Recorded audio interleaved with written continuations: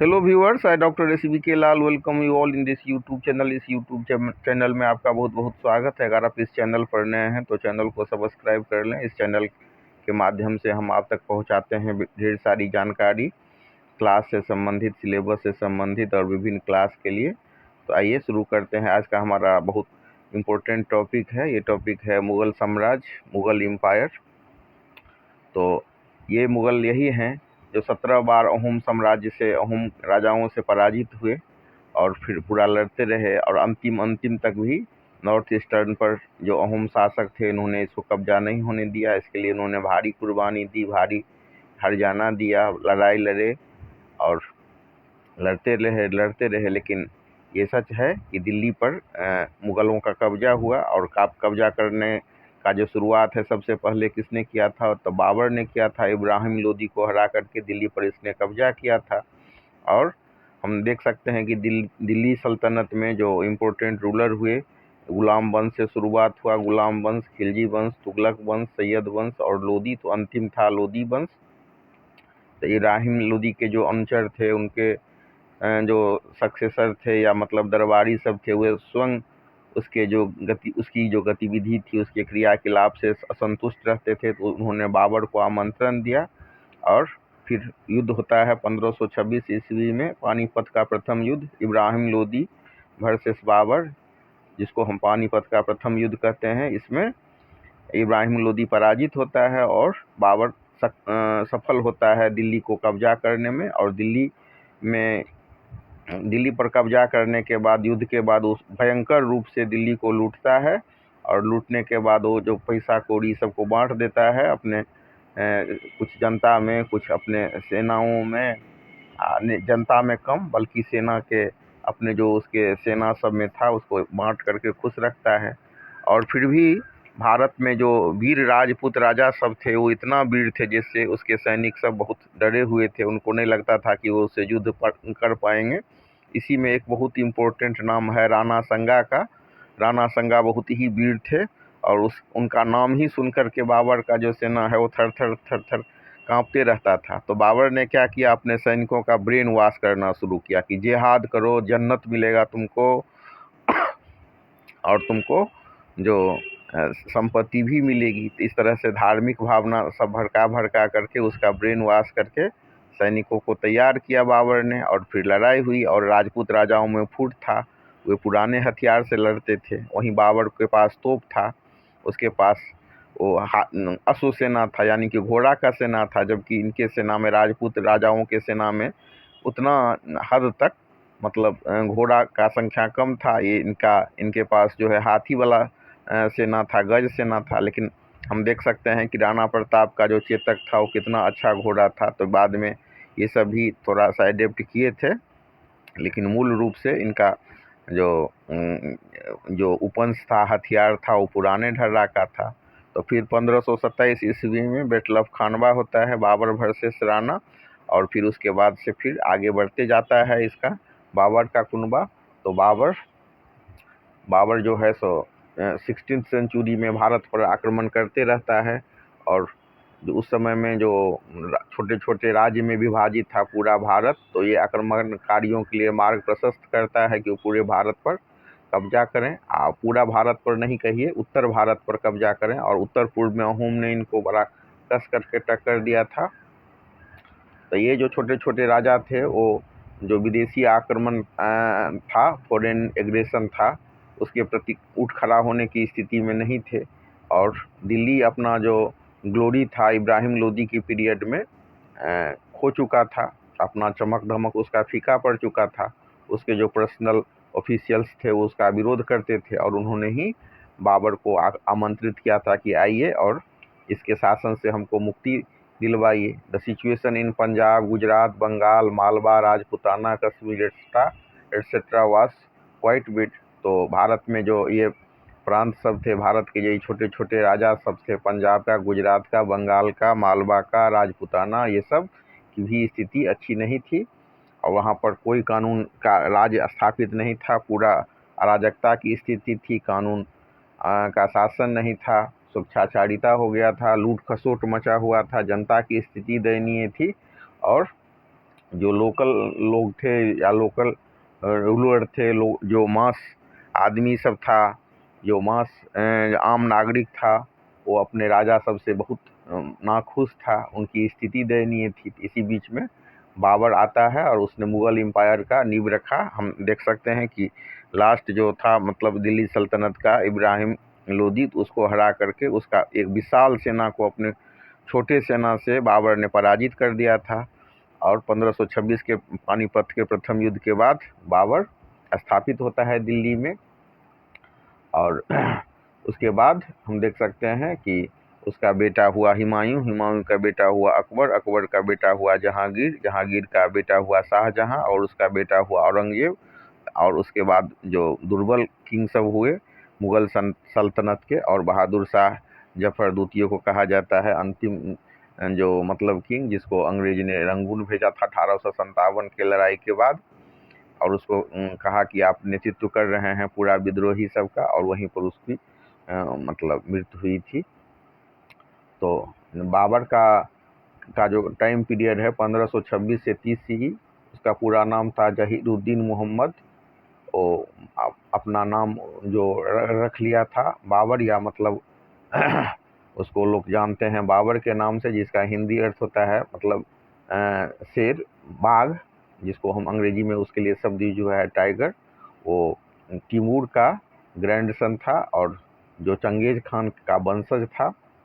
उसने भारत पर कई बार आक्रमण किया था। वो एक उसके बारे में कहा जाता है इतिहास में कि वो ब्रेव सोल्जर था, एक्सपीरियंस जनरल था, और घुड़सवारी उसको बहुत अच्छी आती थी, स्किल्ड हॉर्स राइडर था, और शार्प शूटर भी था, तलवारबाजी में भी निपुण था। वो जब काबुल का राजा बन जाता है और फिर गजनी समरकंद को जीतता है, तो उसके बाद उसको लगता है कि समरकंद को कब्जे में कर पाना बहुत कठिन है, और इसके बाद पूरा सेंट्रल एशिया में शासन स्थापित करने का और जीतने का सपना वो छोड़ करके भारत की तरफ आकर्षित होता है, क्योंकि भारत में जो प्रचुर मात्रा में धन था उससे वो बहुत आकर्षित होता है। Babur became the ruler of Hindustan by defeating the army of Ibrahim Lodi. तो फर्स्ट बैटल में इब्राहिम लोदी को हरा करके वो 1526 ईस्वी में भारत का शासक बनता है, मतलब दिल्ली का शासक बनता है। और बाबर की जो एंट्री होती है वो अफगान सबका रास्ता को रोक देता है, and boosted his economic security and influence.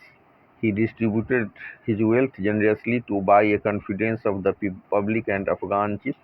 और फिर जो जीता हुआ धन जो बाबर जो युद्ध के बाद लूटता है उसको बांट देता है अफगान चीफ में, और राजपूत सब और जो मतलब पब्लिक में भी, और अफगान चीफ में, ताकि वो उनका विरोध नहीं करे। जहाँ जहाँ विरोध होता था वो क्या करता था, अपने संपत्ति को बांट देता था।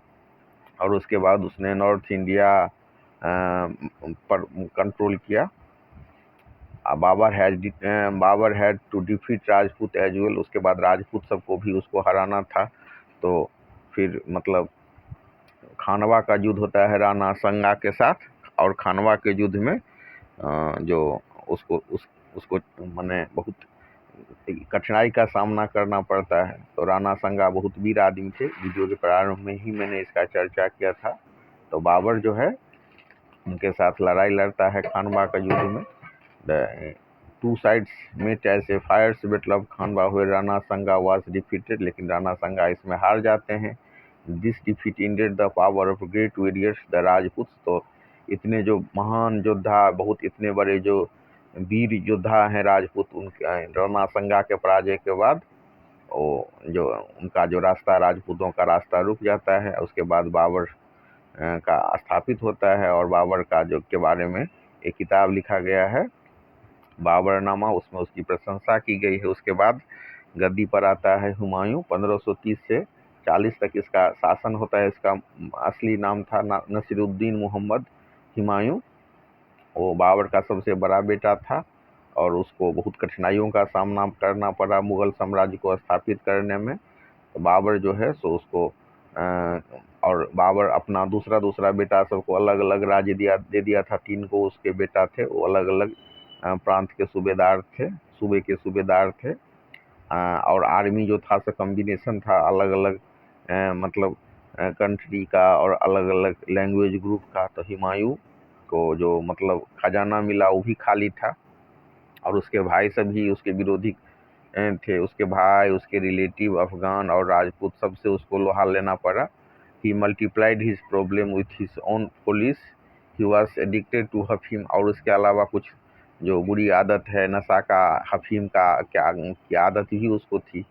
और उसको जो मिलिट्री एबिलिटी थी उसमें भी कमी थी। तो उसने उसके father his father had failed to crush the power of Afghan for good.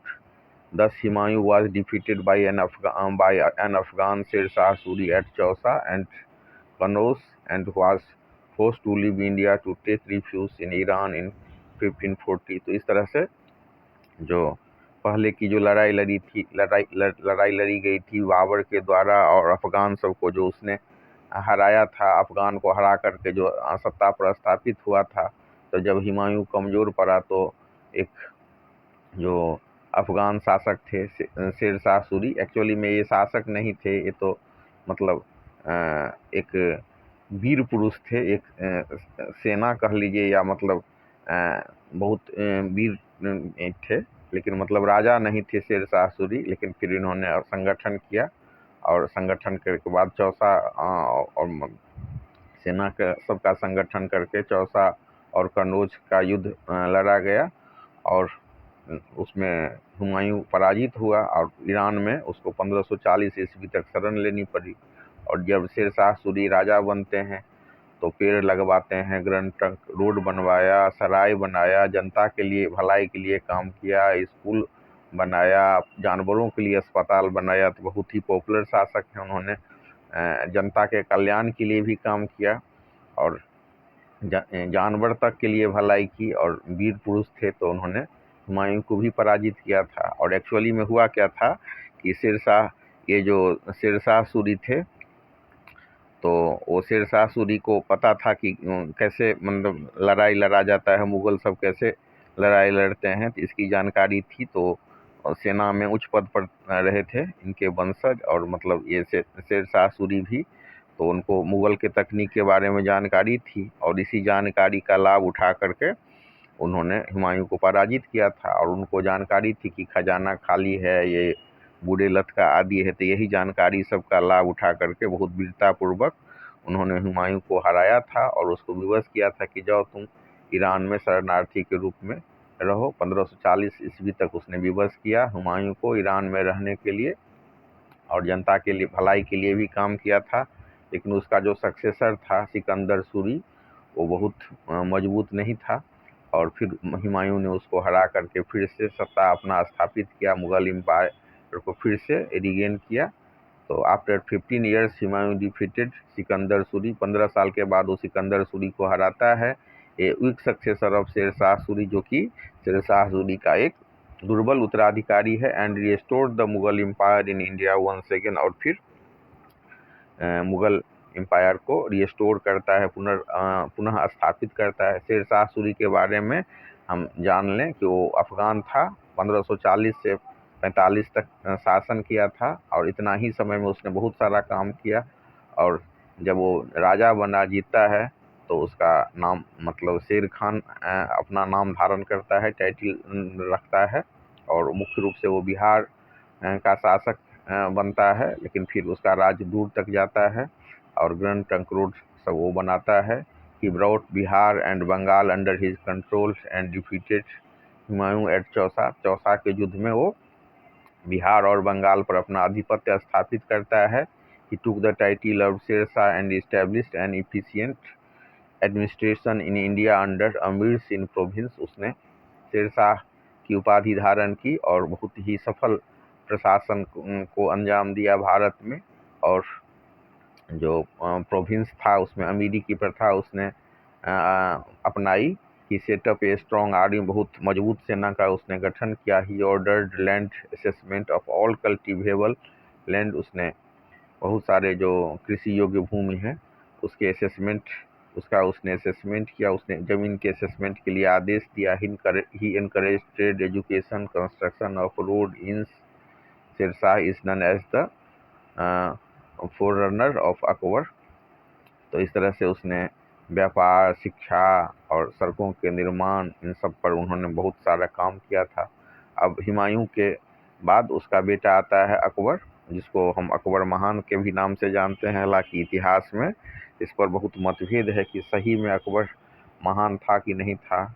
और जब इतिहास के अध्येता लोग हैं तो उसमें, और स्वयं जो उसकी जीवनी लिखी गई है उसमें कहा गया है कि अकबर ने बहुत सारे हिंदुओं को मरवाया भी था और बहुत सारे हिंदू तीर्थ स्थल को भी वो नष्ट करना चाहता था। तो उसका जो मूल नाम था जलालुद्दीन मोहम्मद अकबर। बहुत कम ही एज में 14 साल की अवस्था में वो गद्दी पर बैठा, और जो उसका संरक्षक था वो बैरम खान था। अकबर ज़्यादा पढ़ा लिखा नहीं था लेकिन बुद्धि का तेज था। तो उस समय में मुगलों की स्थिति अच्छी नहीं थी। Hemu Vikramaditya had defeated the Mughal and captured Agra and Delhi. Hemu Vikramaditya ने आगरा और दिल्ली पर कैप्चर कर लिया था।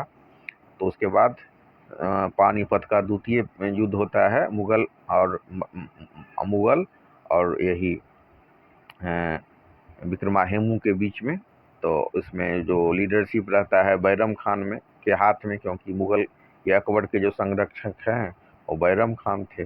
और बैरम खान जो है हेमू को हरा देता है 1556 ईस्वी में, और फिर आगरा और दिल्ली को पुनः कब्जा कर लिया जाता है। इसके बाद बैरम खान को बहुत रेस्पेक्ट मिलता है और बहुत पावर मिलता है, लेकिन धीरे धीरे अकबर और बैरम खान के बीच में डिफरेंस पैदा होने लगता है। और 1560 ईस्वी में हम उसको बैरम खान को हज के लिए भेजा जाता है और मक्का में तीर्थ यात्रा के लिए, और फिर वहाँ पर सुनियोजित ढंग से उसकी हत्या कर दी जाती है। तो अकबर के समय में जो कश्मीर से लेकर के गोदावरी तक नॉर्थ में मतलब और साउथ में अफगानिस्तान और बंगाल तक में इसका शासन था। अकबर गोंडवाना, चित्तौड़, रणथंभौर, बिहार, बंगाल, काबुल, कश्मीर, सिंध, दक्कन, ये सब को इसने जीता था। उसने एक नया धर्म भी चलाया जिसका नाम है दीन इलाही 1582 ईस्वी में। और उसमें सभी धर्म की जो अच्छी अच्छी बातें हैं, जैसे मतलब हिंदुइज्म, क्रिश्चियनिटी, जैनिज्म और दूसरे फेथ, सबको उसने स्थान में दिया था। और इस एक हिसाब से ये मतलब सोशियो सामाजिक धार्मिक पाथ को फॉलो करता था। सभी धर्मों के बीच में सेतु का ब्रिज का काम करता था। Din Ilahi was not a religion but a socio religious path to bridge the differences among the different communities.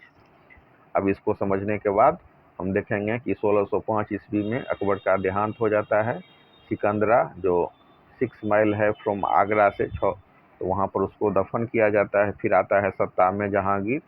1605 से 27 ईस्वी तक इसका शासन काल माना जाता है जहांगीर का।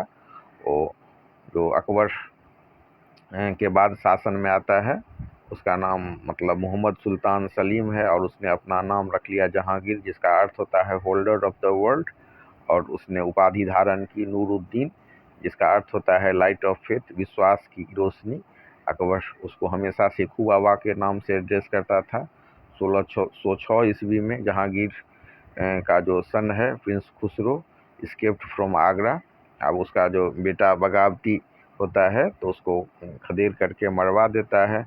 उसने बहुत सारे टेरिटरी को एकत्रित किया और विकसित किया, और एडमिनिस्ट्रेटिव सिस्टम को भी उसने बहुत अच्छा से लागू किया। उसने एक सोने की घंटी भी लगवाई थी जिसको न्याय की घंटी कहा जाता है। उसने नूरजहाँ से शादी की, और नूरजहाँ के मदद से वो भी बहुत ही उसको जानकारी थी न्याय शासन सब के बारे में, तो वो भी उसकी मदद किया करता था। और जहांगीर के बारे में कहा जाता है कि शराब के नशे में धुत रहता था, तो राजकाज में नूरजहाँ भी उसकी मदद करती थी। और जहांगीर जो राजपूत सबके साथ पुनः उसने लड़ाई शुरू की, और उसके बाद जो अफ़गान अमीर सब थे बंगाल के, उसके ऑथोरिटी को चैलेंज करते रहे। फिर जो the disturbance in the Deccan could not be control, और दक्कन का जो डिस्टर्बेंस था उसको कंट्रोल नहीं किया जा सका। और 1627 ईस्वी में अत्याधिक शराब के सेवन के कारण उसका देहांत हो गया। उसके बारे में कहा जाता है कि चेन ऑफ जस्टिस जो सोने की घंटी उसने बनाई थी, और वो कहीं पर भी आपको दिक्कत हो तो उस घंटी को बजा दीजिए, ऐसी मान्यता है। उसके बाद उसका संतान आया शाहजहां, जिसका नाम था खुर्रम। वो तीसरा बेटा था मतलब जहांगीर का। उसने टाइटल लिया शाहजहां। और उसकी जो माँ थी वो उदय सिंह की बेटी थी, जो जोधपुर के शासक थे। तो Shahjahan had to face the rebellion of Jhujhar Singh. तो झुझर सिंह का के साथ उसको काबी के विद्रोह का सामना करना पड़ा। बुंदेलचीफ थे, उसके बाद जहां लोधी अफगान चीफ थे। ये सब बहुत सारा विद्रोह को उसको सामना करना पड़ा। फिर दक्कन पॉलिसी जो था मुगल का, ये अपने नए फेज में प्रवेश कर सका था। ये नेक्स्ट अहमदाबाद एंड दौलताबाद, उसने दौलताबाद और अहमदाबाद को भी अपने राज्य में शामिल किया, उसको जोड़ा। और बीजापुर का तो शेरशाह ने माने बीजापुर और गोलकुंडा के जो शासक थे उनको अपने अधिपत्य में लिया, उनको अपनी सुप्रीमेसी एक्सेप्ट करने के लिए उसने बाध्य किया। फिर 1636 ईस्वी में शाहजहां रिटायर हो जाता है और आगरा में अपना जो लड़का है मतलब Shah Jahan retired to Agra and appointed Aurangzeb as the governor of Deccan. 1636 में शाहजहां रिटायर हो जाता है और जो दक्कन के गवर्नर हैं औरंगजेब, जो कि उनका लड़का है, उसको नियुक्त करता है। मतलब गवर्नर के रूप में, दक्कन का गवर्नर के रूप में उसकी औरंगजेब को नियुक्त किया जाता है। The Mughal empire reached its greatest prosperity during the reign of Shah Jahan. Shah Jahan के पीरियड में अपने ग्रेटेस्ट प्रोस्पेरिटी पर पहुंचता है मुगल एम्पायर।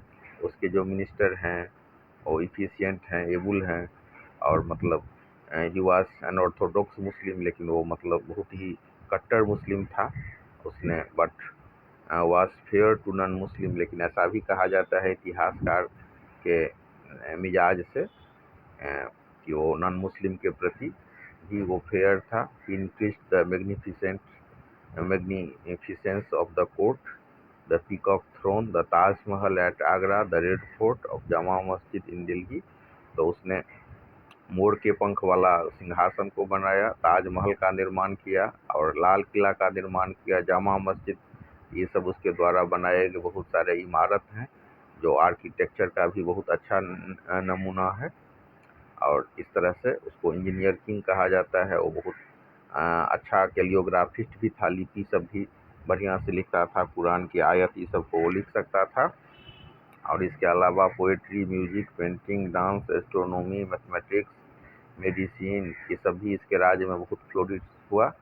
फिर 1657 ईस्वी में वो बीमार पड़ा शाहजहां, और उसका जो लड़का था औरंगजेब, वो तैयारी में था कि गद्दी पर कैसे कब्जा काबिज हुआ जाए। तो 1658 ईस्वी में उसने उसको जेल में डाल दिया। और वहीं पर जेल में ही 1666 ईस्वी में शाहजहां की मृत्यु हो जाती है। फिर सत्ता पर काबिज होता है औरंगजेब। तो आगरा को कब्जा करके उसने अपने आप को क्राउन मतलब राजा घोषित किया, महाराजा घोषित किया, और उसने अपना टाइटल रखा आलमगीर। उसने जो ही एबोलिश्ड द इनलैंड ड्यूटीज। उसके बाद ऑक्टोरी, ये सब जो टैक्स था वो जनता, वो लोगों को खुश करने के लिए, क्योंकि गद्दी पर जब वो काबिज हुआ था तो उसको भय था कि उसको हटा नहीं दिया जाए, तो लोगों को संतुष्ट करने के लिए उसने ये कर ड्यूटीज जो था, जो राहदारी वाला टैक्स था और पंडारी वाला जो ऑक्टोरी वाला मतलब टैक्स था, उसको उसने हरा दिया था। और बहुत ही कट्टर मुस्लिम के रूप में इसको जाना जाता है, जो धार्मिक सहिष्णुता उसमें बिल्कुल ही नहीं थी। और वो उसने जो कलीमा जो कॉइन पर लिखा जाता था उसको भी उसने हरा दिया। और abolish the celebration of new year days, जो नया दिन पर जो उत्सव सब होता है उसको भी उसने बैंड कर दिया था। और उसका जो पीरियड था वो बहुत ही लड़ाइयाँ लड़ी गई, बहुत सारा विद्रोह हुआ, हमेशा कुछ न कुछ युद्ध सब होते रहता था। The governor of Bengal to fight against Shivaji, but Shaista Khan was defeated. फिर वो आमंत्रण देता है, शिवाजी को बुलाता है बातचीत करने के लिए, उनको भी वो कैद कर लेता है। तो उसके बाद फिर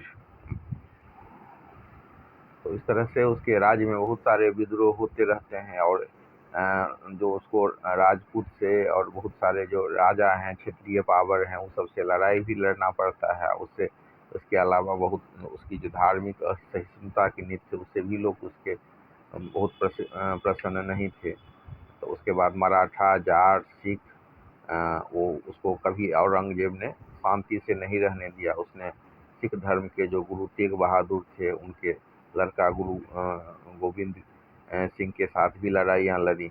उसने Guru Tegh Bahadur whose son Guru Gobind Singh fought the Mughals till Aurangzeb death in 1707। तो मतलब ही किल्ड गुरु तेग बहादुर, उसने गुरु तेग बहादुर की भी हत्या करवा दी थी। और जिनके सन जो गुरु गोविंद सिंह औरंगजेब की मृत्यु तक 1707 तक उसे लड़ते रहे। उसने बीजापुर और गोलकंडा को दक्षिण में जीता, और उसके जो शॉर्ट साइटेडनेस पॉलिसी था जो था, जो बहुत दूर तक उसको नहीं दिखाई देता था कि क्या आगे होगा, दूरदर्शी नहीं था। तो उसके कारण बहुत सारा जो साम्राज्य है उसे ग्रीप से निकलता गया। अब इस तक के समय में जो मतलब जो एडमिनिस्ट्रेशन था, उसमें उसने पूरा यूनाइट किया, कंट्री को भी पॉलिटिकली यूनाइट किया।